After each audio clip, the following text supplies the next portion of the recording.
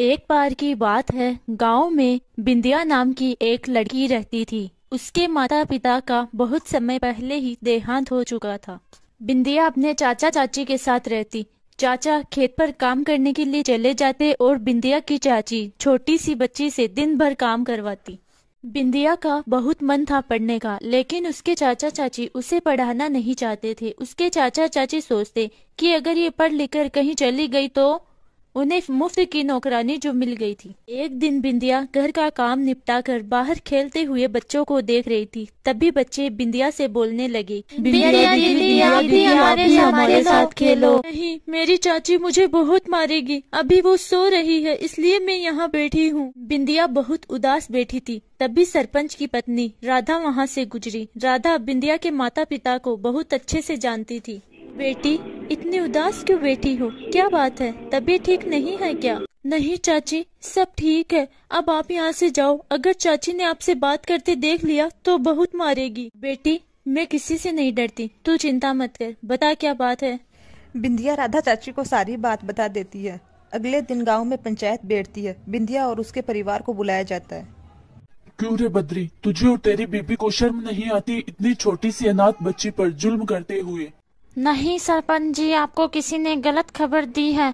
हम तो इसे बहुत प्यार से पालते हैं। झूठ बोला तो गांव में तेरा हुक्का पानी बंद करवा दूंगा। तूने इसे अभी तक स्कूल क्यों नहीं भेजा और तू इसे बच्चों के साथ खेलने भी नहीं देता? मालिक, इसका ही मन पढ़ाई में नहीं लगता। झूठ बोल रहा है। आज से पंचायत फैसला करती है कि कोई भी इसे सहारा नहीं देगा, इसे सामान नहीं बेचेगा। अगर किसी ने इसके परिवार की मदद करने की कोशिश की तो उसका भी हुक्का पानी बंद समझो।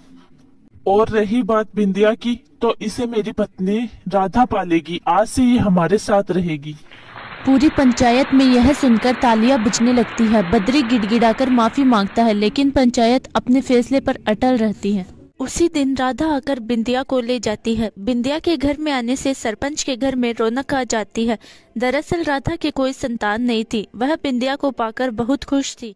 कुछ ही दिनों में बिंदिया स्कूल जाने लगती है और वहाँ मन लगाकर पढ़ाई करती है। इधर बिंदिया के चाचा चाची को गांव छोड़ना पड़ता है और वो दोनों शहर जाके मजदूरी करने लगते हैं। धीरे धीरे समय बीत जाता है। एक दिन बिंदिया दौड़ती हुई राधा के पास आती है। क्या बात है, इतनी खुश क्यों हो? माँ, मुझे कॉलेज में दाखिला मिल गया, अब मैं इंजीनियर बन पाऊंगी। सरपंच और राधा बहुत खुश होते हैं। कुछ ही दिनों में बिंदिया शहर पहुंच जाती है और वहां मन लगाकर पढ़ाई भी करती है। पढ़ाई पूरे होते ही कुछ ही दिनों में बिंदिया को एक कंपनी में नौकरी मिल जाती है। उसे बिल्डिंग बनाने का प्रोजेक्ट मिलता है। एक दिन बिंदिया बिल्डिंग के साइट पर देखभाल कर रही थी, तभी पीछे से उसे किसी ने पुकारा।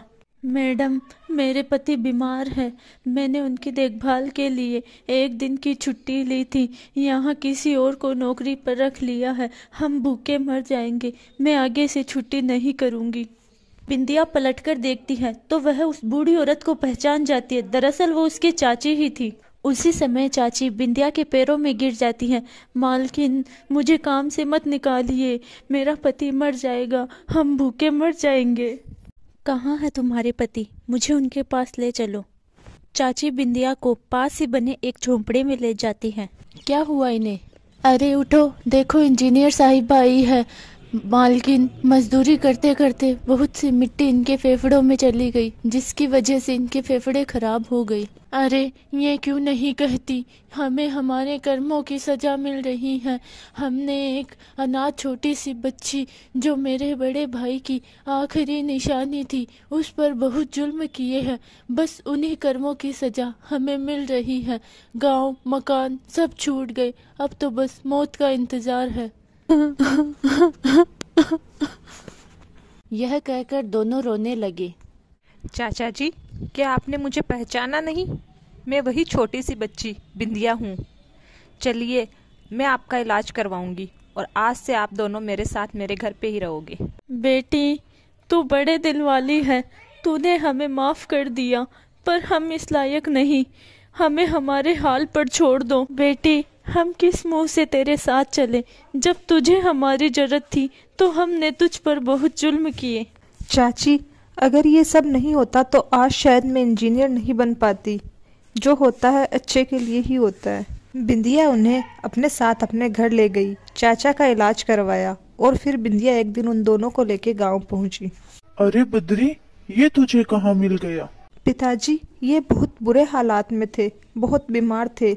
इन्हें इस गांव में रहने दीजिए, इनका सारा खर्चा मैं उठाऊंगी। देख बद्री, जिस बेटे की तुमने कभी कद्र नहीं की, वही तुम्हारे बुढ़ापे का सहारा बन गई। चाचा चाची कुछ नहीं बोले, बस हाथ जोड़कर रोते रहे।